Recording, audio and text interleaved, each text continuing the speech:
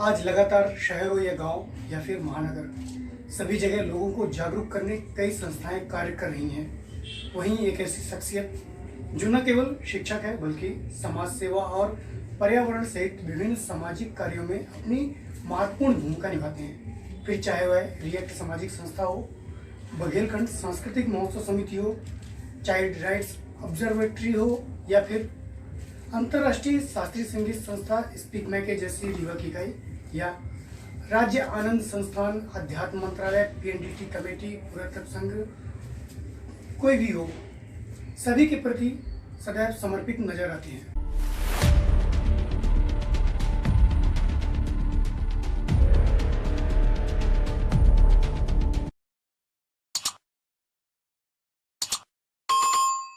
नमस्कार, मैं हूं doctor Shailendra, the doctor Shailendra show सच तो सच है कार्यक्रम में आप सभी दर्शकों का स्वागत है। इस कार्यक्रम में हम बात करेंगे आज रीवा संभाग के विभिन्न विषयों में। वक्ता खासतौर पर पर्यावरण, पुरातत्व, सांस्कृतिक विंध्य के समृद्ध इतिहास, गांधी जी, देश की आज़ादी का आंदोलन आदि के विशेषज्ञ डॉक्टर मुकेश सेंगर जी से और जानेंगे उनके जीवन के अब तक के सफर के बारे में। इसके लिए मैं उनका स्वागत करता हूँ। भाई साहब, आपका इस कार्यक्रम में बहुत बहुत स्वागत है। बहुत बहुत धन्यवाद कि आपने मुझे याद किया। इससे पहले कि हम बातचीत की शुरुआत करें, सभी के मन में एक शंका होती है कि जहाँ भी कार्यक्रम होते हैं वहाँ पर आप दिखाई देते हैं। हाँ, उसका प्रमुख कारण ये है कि एक तो बचपन से जिज्ञासा बहुत रही है, तो हर फील्ड को समझना, उसे पढ़ना, उसके बारे में जानकारी हासिल करना। तो लगभग मैंने अधिकांश फील्ड में अपनी जिज्ञासा के कारण जानकारियां हासिल की, तो हर विषय समझ में आता है। मैं ये नहीं कहता मैं बहुत बड़ा विशेषज्ञ हूँ, लेकिन अब जैसे मैं पढ़ाई की बात करूँ तो मैं साइंस लेकर हायर सेकेंडरी किया, उसके बाद मैंने कॉमर्स लेकर बीकॉम और एमकॉम किया। फिर लगा कि इतिहास को समझना चाहिए, तो मैंने फिर एमए इतिहास किया। समाज को समझने के लिए समाजशास्त्र से एमए किया और लगा कि बहुत सारी अपराध, कानून, ये सब इसको भी जानना जरूरी है, समाज में रहना है। तो इसीलिए मैंने फिर एलएलबी भी किया। तो अब फिर विदेशी भाषाओं की बात आई तो अपने रीवा विश्वविद्यालय में रूसी भाषा चलती थी, उसके कोर्स, फिर मैंने उसको भी ज्वाइन किया। फिर तब तक मैं जो विश्वविख्यात समाज सेवी हैं देश के अपने, चाहे वो टिहिर गढ़वाल के बहुगुणा जी हो, सुंदरलाल बहुगुणा जी, चिपको आंदोलन के प्रणेता, चाहे राजस्थान के राजेंद्र सिंह राणा साहब हो, नर्मदा बचाओ के नेत्री मेधा पाटकर हो, चाहे अन्ना हजारे साहब हो, कुष्ठ रोगियों के लिए काम करने वाले बाबा आमटे हो, फिल्मों में जो कलाकार हैं प्लस किसानों के लिए काम करते हैं, नाना पाटेकर, इन सबके साथ में बड़ा सौभाग्य रहा काम करने का अवसर मिला। तो अलग अलग लोगों के साथ काम करना, अलग अलग विषयों के बारे में जानकारी हासिल करना, और फिर इनके साथ काम करते करते मेरी जो पीएचडी हुई वो भी वाटर मैनेजमेंट में हुई, जो जीवन के लिए सबसे महत्वपूर्ण दूसरी आवश्यकता है। हवा के बाद पानी और पानी के बाद भोजन। तो ये वो एक कारण है कि अगर कोई बुलाता है तो मैं बिल्कुल जाता हूँ, समय निकाल कर जाता हूँ। और चूंकि उस विषय में कहीं न कहीं मैं काम कर चुका हूँ तो लोग आमंत्रित भी करते हैं, इसलिए ये समाज का प्यार है कि वो मुझे बुलाते हैं। और कई लोग को ऐसा लगता है कि मैं हर जगह क्यों नजर आ जाता हूं। वही एक क्वेश्चन बना रहता है कि जब भी कोई कार्यक्रम होता है, चाहे वो इतिहास से संबंधित हो, पर्यावरण से संबंधित हो या फिर संस्कृति से संबंधित हो, चाहे उसका यही मूल कारण है कि समाज में बहुत सारे लोगों को लगता है कि मैं इसके बारे में जानता हूँ, वो प्रेम से आमंत्रित करते हैं। और मैं चूंकि समाज के लिए काम करने का एक दिली इच्छा रहती है, इसलिए मैं अपने कुछ व्यक्तिगत काम भी टाल के मैं समाज के काम वाले में अवश्य वो पहुंचने का प्रयास करता हूँ। तो आपकी एक संस्था है रिएक्ट से, जो कि पर्यावरण पर कार्य कर रही है। और प्रायः यह भी देखा जाता है कि आज के समय में लोग संस्थाएं बनाते हैं और वह लगातार ग्रांट के लिए कि शासकीय ग्रांट मिले और उस पर कार्य करें, लेकिन करीब 25 से 26 वर्ष आपकी संस्था के लिए हो गए और आपने एक भी शासकीय कार्य के लिए ग्रांट नहीं लिया। इसका कारण क्या था? मैंने जब काम शुरू किया तो जैसे मैंने बताया आपको कि बाबा आमटे साहब कुष्ठ रोगियों के लिए काम करते हैं, राजेंद्र सिंह राणा राजस्थान में पानी पे काम करते हैं, बहुगुणा जी पेड़ पौधों के लिए काम करते हैं, अब तो वो नहीं रह गए। और ऐसे ढेर सारे ऐसे लोगों के साथ काम करते करते मैं भी काम शुरू किया। तो मेरे दिमाग में कभी ये नहीं रहा कि कोई काम, क्योंकि जब समाज कोई काम को उठता है जी तो उसके लिए फिर फंड की नहीं, केवल जुनून की आवश्यकता होती है। अब आज रीवा में देखा जाए तो 15,000 संस्थाएं रजिस्टर्ड जी, हैं और अधिकांश क्या 99.9 संस्थाएं फंड रेजिंग के लिए जाती जी। है। जो रिएक्ट संस्था की आपने बात की, तो ये संस्था मूलतः अवधेश प्रताप सिंह विश्वविद्यालय में एक बहुत देश के माने हुए पर्यावरण विशेषज्ञ और वाइस चांसलर थे प्रोफेसर JS राठौर सर। जी ये 1990 में उनके द्वारा बनाई गई संस्था है। और फिर उन्होंने जब मेरा काम देखा और ये देखा कि बिना किसी लालच के निस्वार्थ काम करते हैं, तो उन्होंने मुझे ये संस्था समर्पित कर दी जी कि मुकेश आइए इसमें काम करिए आप और इसको आगे बढ़ाइए। और प्रभु की बड़ी कृपा है, बड़े बुजुर्गों का आशीर्वाद है कि आज कोई ये नहीं कह सकता कि मैंने शासन से कोई फंड लिया हो या कभी आपके मन में ये नहीं आया कि आपको भी शासन से कुछ मिलना चाहिए? जिसके साथ प्रभु हो वो अपने काम कभी नहीं रुकते, क्योंकि मैं समाज के साथ काम करता हूँ। क्योंकि समाज वाले कहीं ना कहीं हर व्यक्ति को लगता है कि अगर कोई कार्यक्रम लिया गया है तो चलिए हम कुछ व्यवस्था बना देते हैं, कुछ व्यवस्था बना देते हैं। मैं भी कहता हूँ कि पैसा लेके हम कोई काम करेंगे, जिससे बेहतर है कि उस काम में कुछ पार्ट होते हैं। मान लीजिए माइक की जरूरत पड़ी थी, कोई एक हमारा सहयोगी माइक की व्यवस्था कर देता है, कोई टेंट की व्यवस्था कर देता है, कोई कुछ व्यवस्था कर देता है, तो काम कभी नहीं रुके। अब पिछले 30-35 साल से मुझे तो काम करते हुए फील्ड में 40 साल हो रहे हैं। तो बहुत सारे लोग ये भी सवाल करते हैं, यार 40 साल से आप फील्ड में काम कर रहे हैं तो आपकी उम्र क्या है? जी हाँ, एक बहुत बड़ा सवाल ये भी रहता है। 80-81 से मैं फील्ड में काम कर रहा हूँ। तो अब आप अंदाज लगा लीजिए कि उस समय मैं कॉलेज में पहुंच चुका था 80-81 में। जब आपकी ये रिएक्ट संस्था है और 9 वर्ष पर ये लगातार कार्य करती है, एक क्रॉस कंट्री रेस कराती है, इसकी प्रेरणा आपको कहाँ से मिली? दरअसल क्या हुआ कि 1984 में देश की प्रधानमंत्री श्रीमती इंदिरा गांधी जी की हत्या कर दी गई थी 1984 में, और देश में बहुत सारे इलाकों में दंगे फसाद शुरू हो गए थे। तो उस समय दिल्ली से तत्कालीन सरकार ने एक घोषणा की कि हर मतलब देश के हर जिले में शांति एवं सद्भाव के लिए कुछ किया जाना चाहिए। तो देश के सारे जिलों में कलेक्टरों के माध्यम से शांति एवं सद्भाव के लिए एक पैदल मार्च और दौड़ कराई गई। तो 1987 में पूरे देश में हुआ, 1987 में, लेकिन बाकी हर जगह बंद हो गया। लेकिन अब रीवा तो रीवा है, रीवा में हम लोग आगे आए तो समाज आगे आया, आप जैसे लोग आगे आए, शिक्षाविद, एडवोकेट्स, पत्रकार, समाज सेवी संगठन के लोग, खेल संगठनों के लोग। उन्होंने कहा मुकेश भाई इसको कंटिन्यू रखा जाए। और आप देखिए कि आज 35 साल हो गए, आज भी रीवा में लगातार चल रही है। तो ये फिर मैं वो कहूंगा कि समाज और समाज के लोग अपने साथी लोग अगर सहयोग नहीं करते तो ये कैसे चल पाती? समाज सहयोग करता है अच्छे कार्यों में। फिर आपने भाषा के लिए भी काम किया है रीवा में, जो रीवा की बघेलखंड भाषा है जी, इसके लिए भी आपने काफी काम किया। और एक संस्था है जो बघेलखंड उत्सव समिति के नाम से जानी जाती है, सांस्कृतिक कार्यक्रम कराती है, इसकी ओर आपका रुझान कैसे आया? हाँ, जैसे फील्ड में काम करते करते मेरे बहुत अभिन्न साथी हैं, मुझसे बड़े हैं, जगजीवन लाल तिवारी जी। बघेलखंड सांस्कृतिक महोत्सव समिति जगजीवन लाल तिवारी जी ने शुरू किया और हम लोग फिर लगातार साथ में काम करने लगे।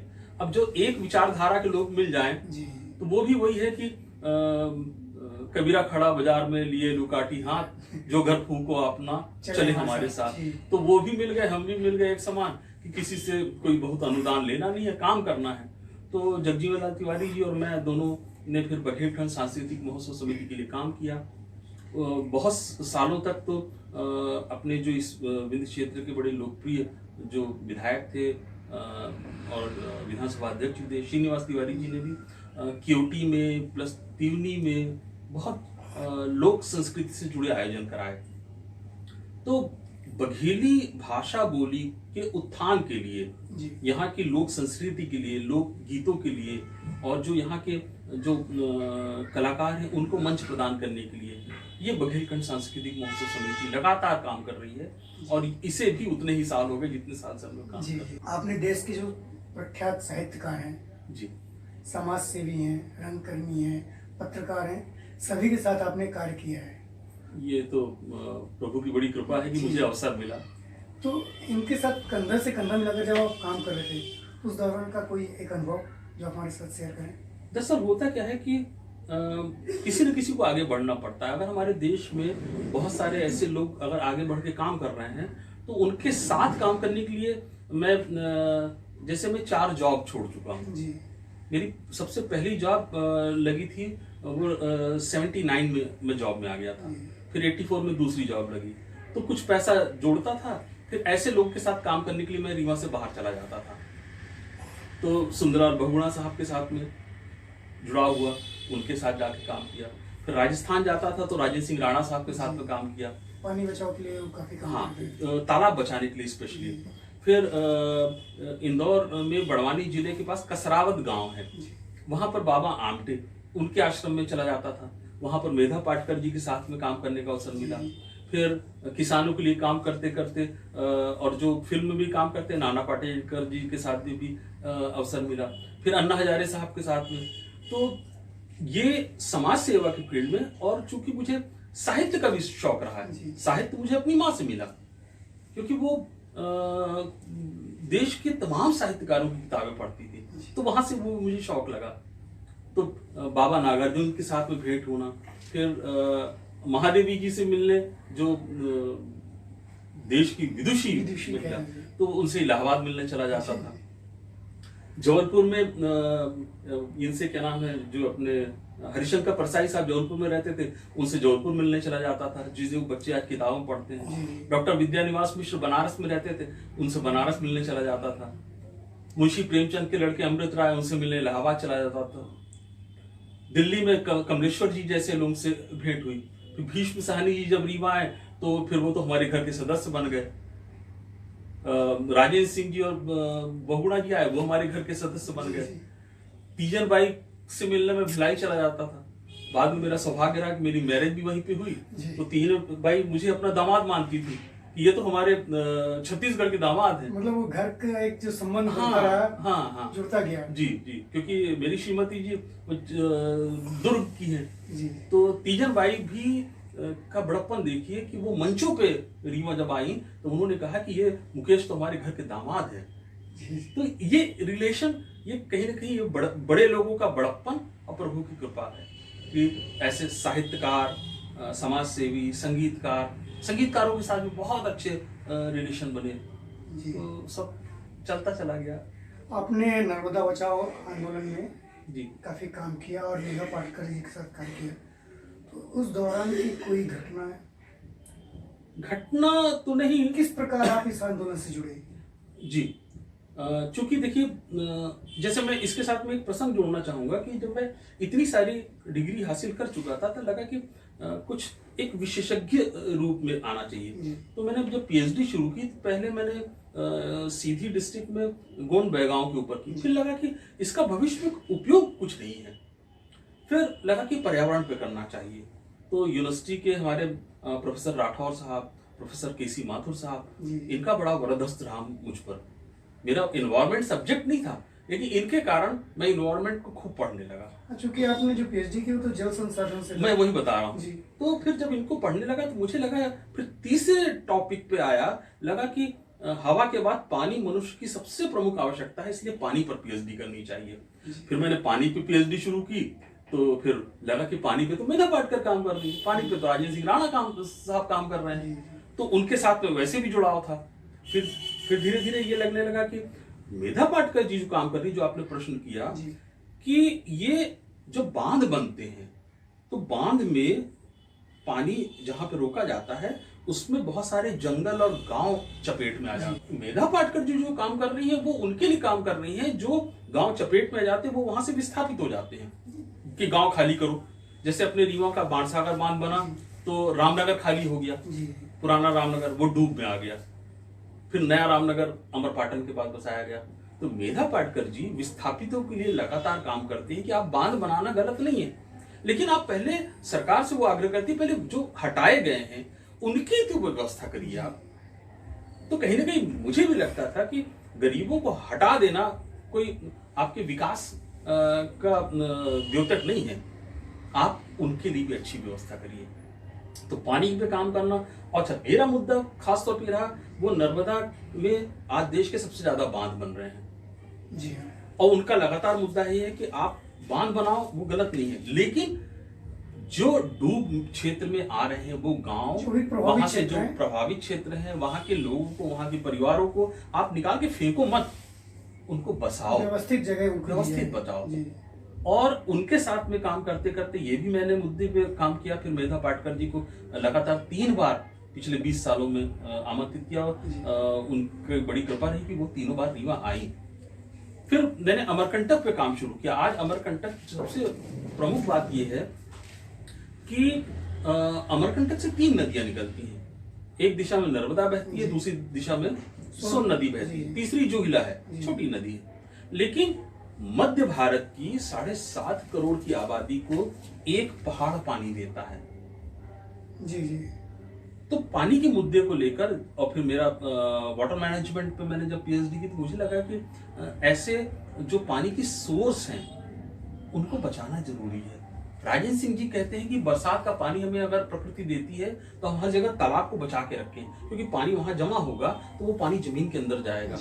पानी तालाब में रहेगा तो उससे पशु पक्षी, हरियाली, आम आदमी का निस्तार सब कुछ होगा। अगर हम तालाब खत्म कर देंगे, बरसात के पानी को बह जाने देंगे, तो फिर आने वाले समय में तो पानी का संकट होगा। अभी वर्तमान में एक समस्या खड़ी हो रही है बक्सोहा का जंगल जी, जिसके लिए शासन ने वहाँ पे बताया कि वहाँ पर हीरे पाए जा रहे हैं। और चूंकि आप एक पर्यावरणविद भी हैं और पर्यावरण पर काम भी कर रहे हैं, तो आपका क्या मानना? देखिए, विकास केवल इंफ्रास्ट्रक्चर से नहीं होता है। इंफ्रास्ट्रक्चर तात्पर्य अधोसंरचना विकास, कि हम सड़कें बना दें, हम बिजली पैदा कर दें, हम बिल्डिंग्स बना दें, हम अस्पताल बना दें, ये नहीं। उसी के साथ में जो अंतर संबंध होते हैं वो होते हैं पेड़ पौधे, वो होते हैं पशु पक्षी, वो होते हैं वहाँ का नेचर, वहाँ का एटमॉस्फेयर। बक्सवाहा के जंगल की जब बात करते हैं तो मुझे लगता है कि वहाँ उस क्षेत्र में हजारों लाखों पशु और पक्षी भी निवास करते हैं। क्या हमको केवल हीरे के लिए हम पूरा जंगल सपाट कर दें? क्या हीरे के लिए हमको अपना पूरा पर्यावरण नष्ट कर दें? अरे वैसे भी तो जंगल खत्म होते जा रहे हैं। जंगल लगा कौन रहा है? जंगल लगा भी नहीं सकता कोई। हमको तो केवल एक क्षेत्र सुरक्षित कर दें, जंगल प्रकृति अपने आप खड़ा कर देती है। लेकिन अगर हम काट रहे हैं तो आप उसकी जगह उसका विकल्प नहीं ढूंढ पाएंगे फिर।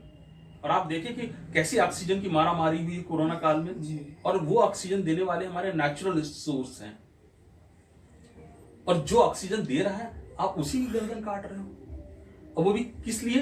कि हमको वहां हीरे मिलेंगे। अरे हीरे न मिले तो हमारे देश का विकास क्या रुक जाएगा क्या? नहीं, बिल्कुल नहीं। लेकिन अगर पर्यावरण का नुकसान हो गया, नदियां सूख गई, पेड़ पौधे कट गए, और ऐसे ही फिर ऑक्सीजन की मारामारी हो गई, तब फिर हम कहाँ जाएंगे?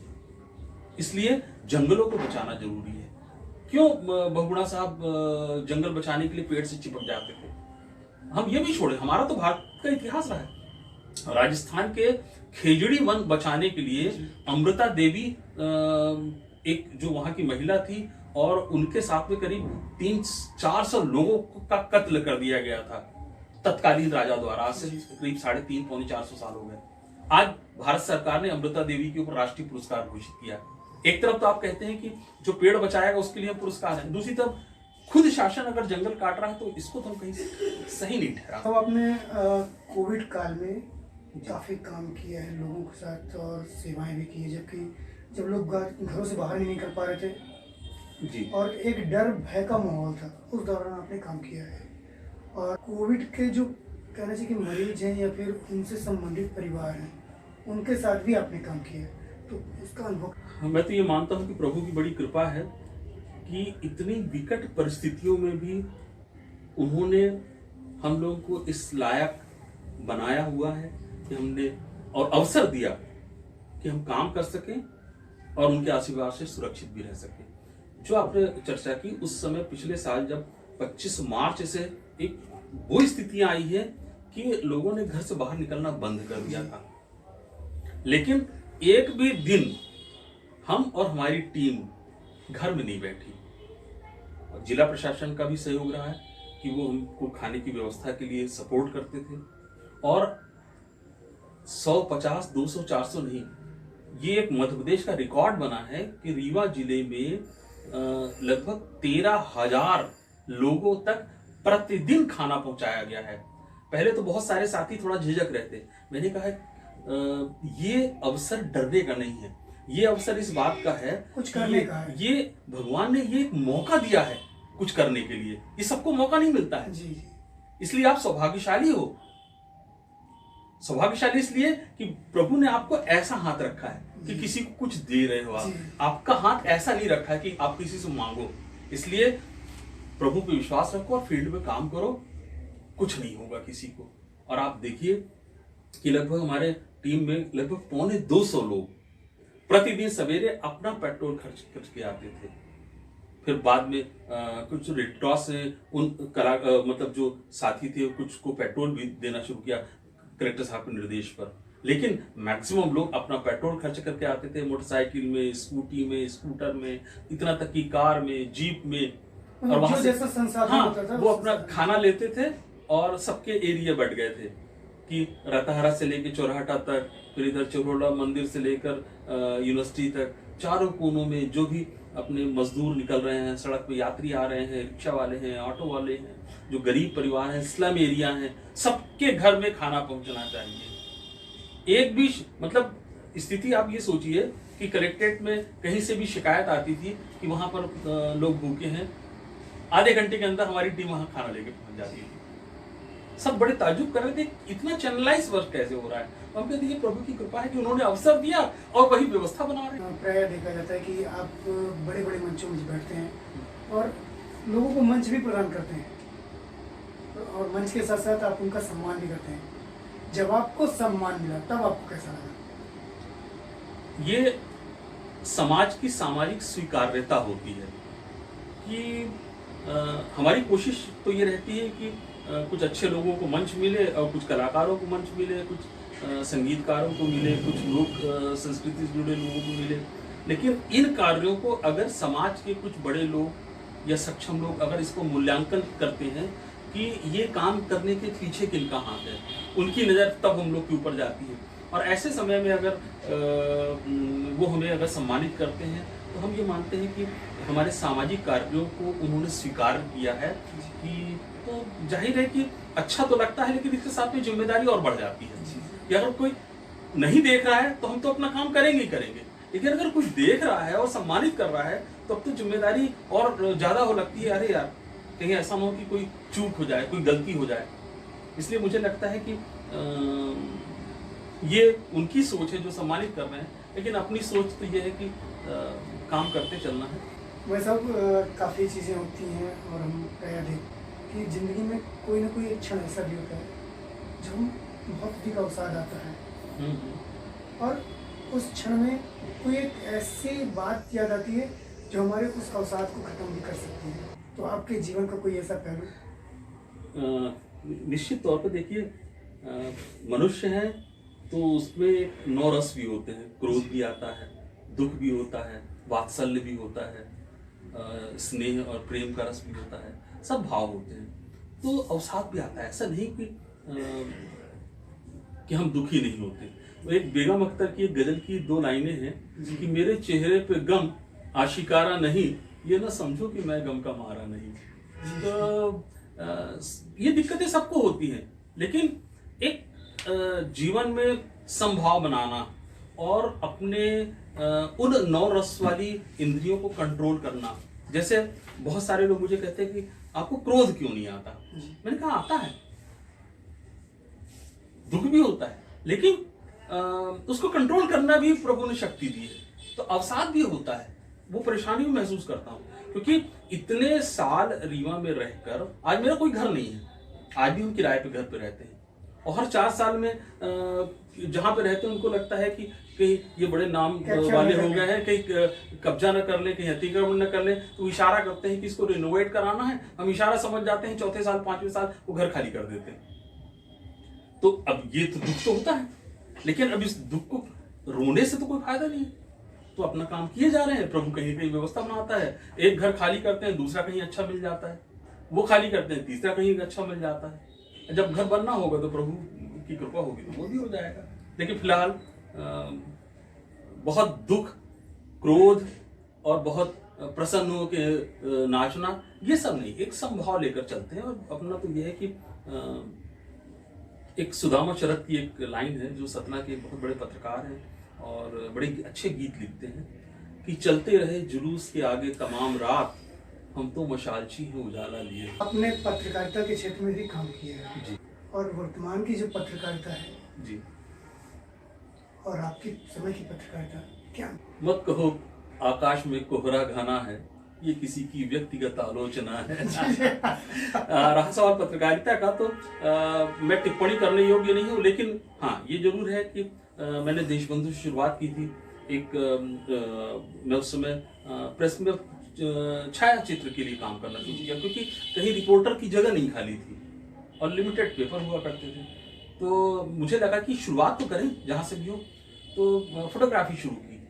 और आप देखिए कि 10 साल में मैं शायद रीवा का पहला शख्स हूँ जिसे गवर्नर ने सम्मानित किया। मुझे गवर्नर अवार्ड मिला, लेकिन 10 साल के अंदर मैंने वो फोटोग्राफी छोड़ भी दी।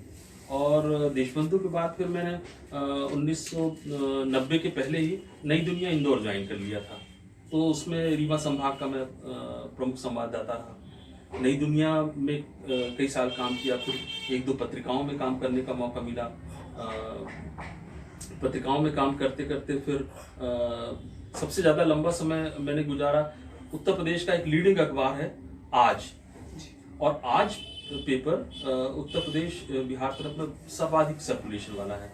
वो जब उन्होंने रीवा संभाग का ऑफिस डाला, तो फिर मैं नई दुनिया छोड़कर और फिर मैंने आज ज्वाइन किया। और ये एक सौभाग्य मेरा ये भी रहा है कि अवधेश प्रताप सिंह विश्वविद्यालय में bachelor of journalism and mass communication, मतलब BJMC की पढ़ाई शुरू हुई। तो उस समय वहाँ पर हिंदी विभाग में प्रोफेसर आर्या प्रसाद त्रिपाठी जी थे। मेरी पत्रकारिता के योगदान को देखते हुए उन्होंने मुझे वहाँ पर पढ़ाने के लिए आमंत्रित किया एज अ फैकल्टी मेंबर। हाँ, तो मैंने न केवल पत्रकारिता की बल्कि 10 साल कम से कम पढ़ाया। और उसके बाद फिर दैनिक आज छोड़ने के बाद फिर जब मैं दैनिक जागरण रीवा में आया, तो उस समय आप देखेंगे हर पेपर में एक संडे पेज चलता है। तो ये मेरा बड़ा सौभाग्य रहा है कि दैनिक जागरण में तब तक में सीनियरिटी भी काउंट हो गई थी, तो मुझे एक थोड़ा सा फ्री हैंड मिल गया। तो मेरे नाम पर एक पूरा फुल पेज छपता था संडे जागरण, और संडे जागरण में ये मैं बहुत सौभाग्यशाली मानता हूँ अपने आप को कि उस पेज में मैंने न केवल अपने क्षेत्रीय बातों को, यहाँ की लोक संस्कृति को, यहाँ के विंध्य के पुरातत्व को, विंध्य के पर्यावरण को से लेकर मध्य प्रदेश नेशनल और इंटरनेशनल मैटर को भी मैंने संडे जागरण में प्रकाशित किया। और संपादकों ने पूरा उसको सराहा, न केवल रीवा में बल्कि पूरे मध्य प्रदेश में। भोपाल हेड ऑफिस से भी सराहना मिली इस बात के लिए। और आपने जो सवाल किया कि वर्तमान पत्रकारिता, तो इसमें कहने की कोई आवश्यकता नहीं है कि इस समय पत्रकार किस स्थिति में है, आप सब बेहतर जानते हैं। वैसे जब आपने समाज सेवा को अपना क्षेत्र चुना, तो उस समय कुछ एक प्राथमिकताएं भी बनाई। देखिए वो तो एक बहुत प्लानिंग के तहत मैंने ये शुरू नहीं किया। और मेरी कोई ऐसी प्राथमिकता एज सच वो नहीं थी कि हमको कोई टारगेट अचीव करना है। बस ये है कि हम अपने घर में प्रसन्न हैं अगर हैं, तो हम अपने इर्द गिर्द अपने मित्र यारों को, अपने जो जहाँ तक हमारी पहुँच हो सकती है, उस समाज को हम कुछ अगर प्रसन्नता देने का काम कर पाए, तो ये मैं उपलब्धि मानता हूँ। और इसी को लेकर अगर कोई कला जगत से है तो उनको अपन ने मौका दिया कि चलिए आपकी कला को आप अकेले में कर रहे हैं, उसको हम समाज के बीच में पहुंचाते हैं। स्कूल है, कॉलेजेस हैं, सोसाइटी हैं, उनके बीच में ले जाना शुरू किए। फिर ऐसे ही धीरे धीरे अपना दायरा बढ़ता चला गया। तो चाहे वो किसी भी फील्ड के हो, तो उनके प्रसन्नता के लिए और उनके साथ में खुद प्रसन्न होने के लिए ये काम आगे बढ़ता चला गया। और इसी कारण कि आज भी देखिए हमारा एक संयुक्त परिवार है। और संयुक्त परिवार में बहुत किराए से घर में रहते हैं, लेकिन फिर भी एक साथ रहते हैं और बड़े प्रसन्नता के साथ में रहते हैं और समाज में काम करते चले जाते हैं। इसलिए और यही सब योगदान को देखते हुए जब मध्य प्रदेश में देश का पहला आनंद मंत्रालय गठित हुआ, जो अब राज्य आनंद संस्थान कहलाता है, अध्यात्म मंत्रालय कहलाता है, तो संयोग देखिए, ये संयोग की बात है कि अपन तो केवल आनंद लेने और आनंद देने के लिए काम करते थे। और जब ये आनंद मंत्रालय का गठन हुआ तो 2016 में हुआ। राहुल जैन साहब उस समय रीवा कलेक्टर हुआ करते थे और सबसे पहला रीवा का आनंद सहयोगी बनने वाला मैं शख्स था जो उनके द्वारा नॉमिनेट हुआ। और फिर बाद में 3-4 साल काम करने के बाद राज आनंद संस्थान के भोपाल हेड ऑफिस में मुझे यहाँ पे जिला संपर्क व्यक्ति बना दिया। उस विभाग का भी काम यही है, आनंद दो आनंद लो।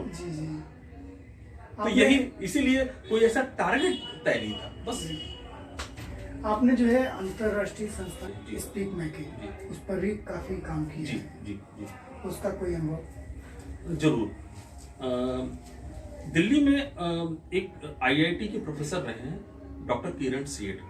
वो आईआईटी खड़गपुर जो देश का सर्वोच्च संस्थान है, वहां से वो आईआईटी करके फिर उन्होंने अमेरिका में अपनी पीएचडी की। उन्हें लगता था कि आजकल जो युवा वर्ग है वो पाश्चात्य संगीत की तरफ जा रहा है, इंग्लिश गाने, इंग्लिश म्यूजिक, लेकिन जबकि हमारी भारतीय संस्कृति और संगीत जो है वो उसकी डेप्थ बहुत है, उसकी बहुत गहराई है, उसकी बहुत ऊंचाई है। तो उन्होंने काम शुरू किया कि हम युवाओं के साथ में काम करेंगे और शास्त्रीय संगीत पर काम करेंगे। और उन्होंने बड़े बड़े संगीतज्ञों से संपर्क किया। उनको बोले कि आप कार्यक्रम देते हो, प्रोफेशनली आप दीजिए, लेकिन स्पीक मैके आपसे अनुबंध करेगा, आपको कम पैसे देगा, लेकिन आपको हम देश के हर क्षेत्र में ले जाएंगे। और फिर उन्होंने संगठन को आगे बढ़ाया। तो एक कंसल्टेंसी टाइप में कह सकते हैं इसको। कंसल्टेंसी ये कहे, हाँ, बल्कि इसको अपन ये मान के चले कि एज ए मीडिएटर काम कर रहा था कि संगीतकार ये है, समाज ये है, दोनों के बीच में सेतु का काम किया है स्पीक मैके ने। और जैसे मुझे उन्होंने 1993 में जोड़ा, 1993 में, और स्पीक मैके बड़े बड़े कलाकारों को अपने जो जहां जहां संगठन जुड़ गया है वहां पे वो निःशुल्क भेजते हैं। ऐसे कलाकार जिसे हम अफोर्ड नहीं कर सकते, बड़े बड़े, मतलब आप नृत्य विधा में देख लीजिए तो ओडिसी, भरतनाट्यम, कथक, कथकली, कुचिपुड़ी, और संगीत में मतलब इधर गायन में देख लीजिए तो बड़े बड़े कलाकार, वादन में देख लीजिए तो बांसुरी वादक, तबला वादक, संतूर वादक, ये सब 1-1.5 लाख रुपए एक परफॉर्मेंस का लेते हैं। वो हमको सब निःशुल्क मिलते हैं, हमको केवल स्थानीय व्यवस्थाएं देखनी पड़ती हैं। तो डॉक्टर किरण सेठ ने ये पूरे देश पे काम शुरू किया और आज स्पीक मैके न केवल देश में बल्कि अंतरराष्ट्रीय फलक पे काम कर रहा है। और इसके कारण ये मेरा सौभाग्य रहा कि देश के तमाम बड़े शास्त्रीय संगीतकारों से रूबरू होने का मौका मिला। जी, तो ये एक बहुत बड़ा अनुभव होता है कि ऐसे संगीतकारों का भी सानिध्य मिला, सीखने और समझने का अवसर मिला। आपने विभिन्न क्षेत्रों में काम किया और इस दौरान किसी न किसी को अपना आपने आदर्श भी बनाया होगा और गुरु भी बनाया होगा। तो वो आपके आदर्श और गुरु कौन थे? बिल्कुल सही कह रहे हैं आप कि कोई ना कोई आदर्श होता है। तो सबसे पहले तो ये है कि हर घर में कोई भी बच्चा बड़ा होता है तो उनके माँ बाप उनके आदर्श होते हैं। तो जाहिर है कि जो हमारी विनम्रता रही वो हमारे पिता से मिली। वो मध्य प्रदेश के, मैं बताना भी चाहूँगा, इसमें जोड़ना चाहूँगा कि वो असिस्टेंट इंजीनियर थे और बाण सागर में उस समय थे जब लोग कहते हैं कि देवलोन में सोना बरसता है, लोग की निगाह उस दिशा में जाती है। लेकिन मैं पूरे गर्व के साथ कहना चाहता हूं कि मध्य प्रदेश के वो इकलौते असिस्टेंट इंजीनियर थे जो आजीवन साइकिल पे चले हैं। तो एक सादगी, उनसे विनम्रता, उनसे ईमानदारी, क्योंकि हमारे जो ग्रैंडफादर रहे हैं और जिसको बब्बा और कक्का बब्बा बोलते हैं, दोनों इंडियन आर्मी में रहे हैं। तो एक फौज का अनुशासन और ईमानदारी और प्लस पिता से वो डीएनए में आई, वो देशभक्ति, जनसेवा की जो भावना थी वो लगातार मिली। वो बब्बा और कक्का बब्बा दोनों इंडियन आर्मी में थे, वहां से वो मिली। और पिता जल संसाधन में होते हुए, अब इसी से अंदाज लगा लीजिए कि कोई ये कहे कि साइकिल से कोई इंजीनियर चल रहा है तो आज के युग में कोई विश्वास ही नहीं करेगा। फिर माता जी हमारी जो थी वो साहित्य की बहुत रुचि रखती थी, तो देश भर के साहित्यकारों की किताबें पढ़ती थी उस समय। जिस समय अब तो वो मैगजीनें बंद हो गई, जब धर्मयुग, हिंदुस्तान, रविवार, कादम्बिनी, सारिका, इस तरीके की मैगजीन आती, वो हमारे घर में हम लोगों ने बचपन से देखा। तो पहले तो हम लोग के माता पिता ही मैं अपना गुरु मानता हूँ कि जिनसे मैंने संस्कार सीखे। और माता जी ने यहाँ पर, जैसे महाराष्ट्र मंडल यहाँ पर गणेश उत्सव करा रहा है पिछले 40-45 साल से, तो कोठी रोड में हमारी माता जी ने शुरू किया ये। तो समाज में काम करने का एक जो कहना चाहिए मिलना, वो वहीं से हमको घर से मिलना शुरू हुई।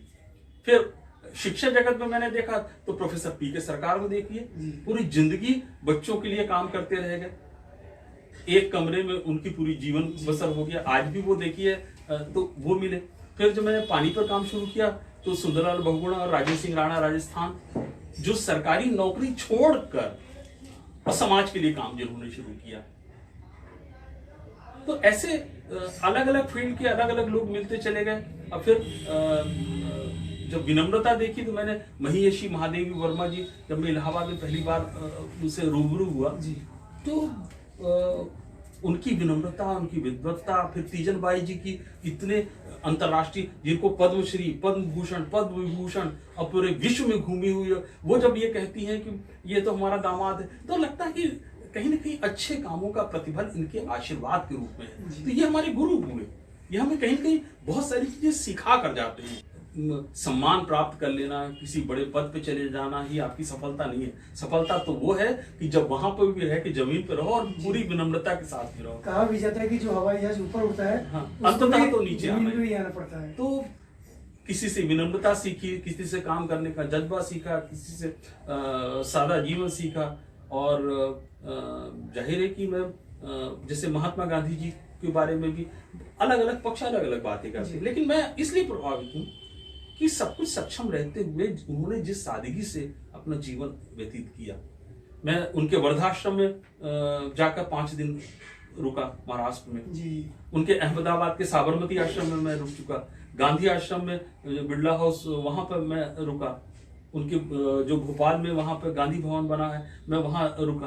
तो इनको भी खूब अध्ययन किया। तो सबसे कहीं ना कहीं कुछ न कुछ सीखने मिलता है। तो जाहिर है कि किसी एक को मैं ये कहूँ कि यही मेरा आदर्श है, ऐसा नहीं।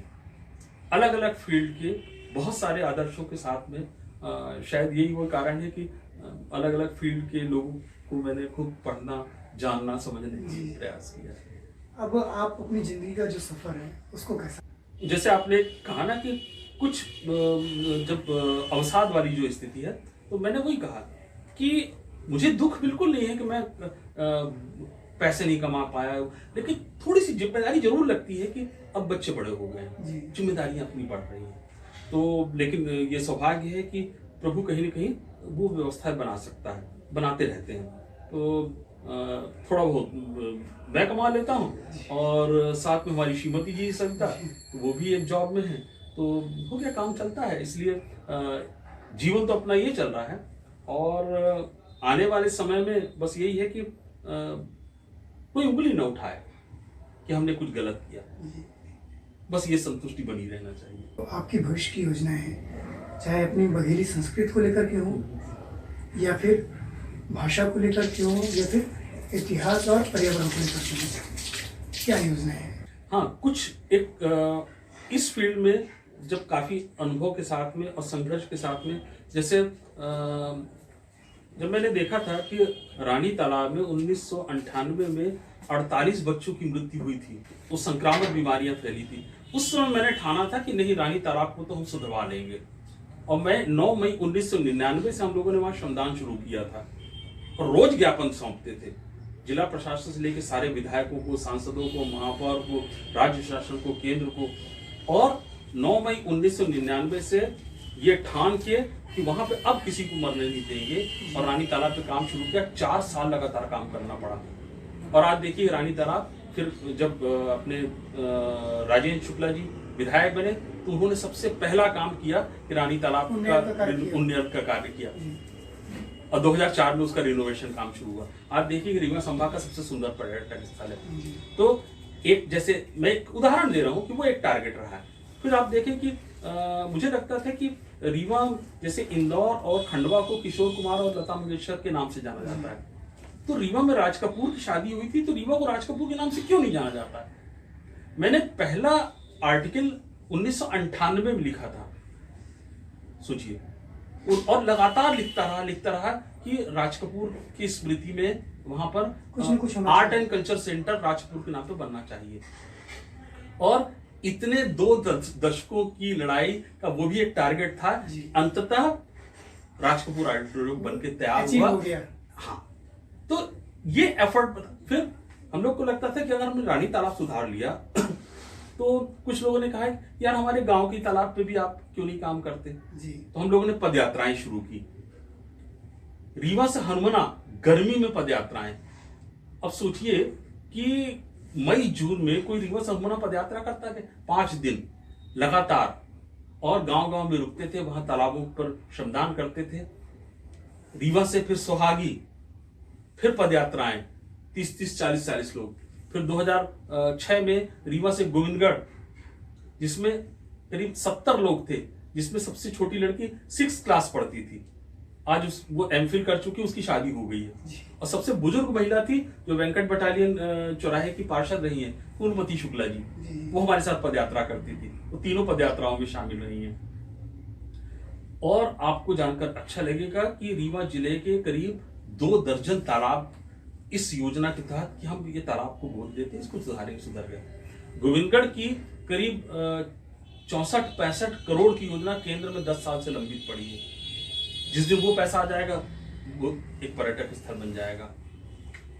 फिर आपने योजनाओं की बात की, हम और कक्का ये चाहते हैं कि ये अपना रीवा में शंभू काकू के नाम पे ऋतुराज पार्क में एक वाचनालय शुरू हो जाए, उसके लिए प्रयासरत है। हो सकता है कि बहुत जल्दी शंभू काकू के नाम पर वाचनालय यहाँ पे शुरू हो जाए। फिर दूसरा एक और प्रयास है कि अवधेश प्रताप सिंह विश्वविद्यालय में बघेली पीठ की स्थापना हो जाए, उसके लिए भी प्रयासरत है। तो कुछ ऐसे वो हैं जिस पर हम लोग काम करना चाहते हैं। इस पूरी ग्रीष्म में आप देखेंगे कि मई, जून, जुलाई, अगस्त, बरसात तक में हम लोगों ने एक टारगेट बनाया, रीवा के सारे स्कूल और सारे कॉलेजेस जिसके पास बाउंड्री होगी वहां पर हम प्लांटेशन करेंगे। और मेरा बड़ा सौभाग्य रहा है कि स्थानीय विधायक महोदय और जिला कलेक्टर साहब डॉक्टर इलैया राजा सर ने खूब सपोर्ट किया कि चलो आप पौधारोपण करो, हम हर जगह पहुंचने का प्रयास करेंगे। और 10,000 पौधे रोप दिए गए 3-4 महीने के अंदर। और आप देखेंगे कि आने वाले समय में जब ये पौधे 5-7 साल बाद बड़े दिखेंगे तो ये हमारा बहुत बड़ा अचीवमेंट कहलाएगा। मैं बहुत बचपन में देखता था कि जहाँ दीप कॉम्प्लेक्स बना हुआ वो प्लीन कोठी में हम लोग मतलब 40 साल पहले की बात कर रहा हूँ, वहां कदम के पेड़ हुआ करते थे। फिर धीरे धीरे कदम रीवा से लुप्त हो गया। लेकिन आज आप पूरे अमैया रोड पर केवल कदम के पेड़ पाएंगे। अब वहां पे सारे कदम के पेड़ 20-20 फुट हाइट पा चुके हैं। मानस वन के बगल में आप देखेंगे रोड पे, वहां पे कदम के पेड़ों की कतार लग गई है। इस बार जिला कलेक्टर और माननीय विधायक जी के कहने पे हम लोगों ने कोशिश की कि न केवल अलग अलग मेडिसिनल प्लांट लगाए जाएं बल्कि फलदार पौधे लगाए जाएं। तो कुछ स्कूल ऐसे हैं जहां पर सुंदरजा, आम्रपाली, इस टाइप के आमों की पौधे लगाए गए। अब जाहिर है जिस समय वो बड़े होंगे तो कोई याद करे या ना करे, हमें तो संतुष्टि है कि हमने सही काम किया है। तो ये एक सफर है, जब तक काम करते बनेगा कर रहे हैं। और सबसे अंत में मैं ये कहना चाहूंगा कि इस पृथ्वी ने हमें, अगर माँ बाप ने जन्म दिया, इस पृथ्वी ने हमको पाल पोस कर बड़ा किया है, अन्न देती है, हवा देती है, पानी देती है, भोजन देती है जो हमें खेतों से मिल रहा है। उसी मिट्टी से हमें नींबू भी मिलता है, उसी मिट्टी से आम भी मिलती है, उसी मिट्टी से गेहूं और चावल भी मिलता है। इस पृथ्वी का कर्ज हमारे ऊपर है। केवल ये न सोचा जाए कि हम सब कुछ पैसे से खरीद सकते हैं। हमारे ऊपर पृथ्वी का ये कर्ज है कि हमको ये प्रकृति दे रही है। तो प्रकृति का कर्ज उतारने के लिए अगर हम सोचे तो कर्ज 2 लोगों का कभी नहीं उतारा जा सकता। एक माँ का कर्ज, दूसरा प्रकृति का कर्ज। माँ के कर्ज से आदमी मरते दम तक ऋण नहीं हो सकता है, इसी तरह प्रकृति का। लेकिन कुछ अच्छे काम करके हम प्रकृति के सहयोगी बन सकते हैं, बस यही आग्रह है। हमारी खुशनसीबी है कि द डॉक्टर शैलेंद्र सूद सच तो सच है में हमारे बीच डॉक्टर मुकेश एंगल जी ने अपना महत्वपूर्ण समय दिया। इसके लिए आप सभी की ओर से मैं उनको बहुत बहुत धन्यवाद देता हूँ।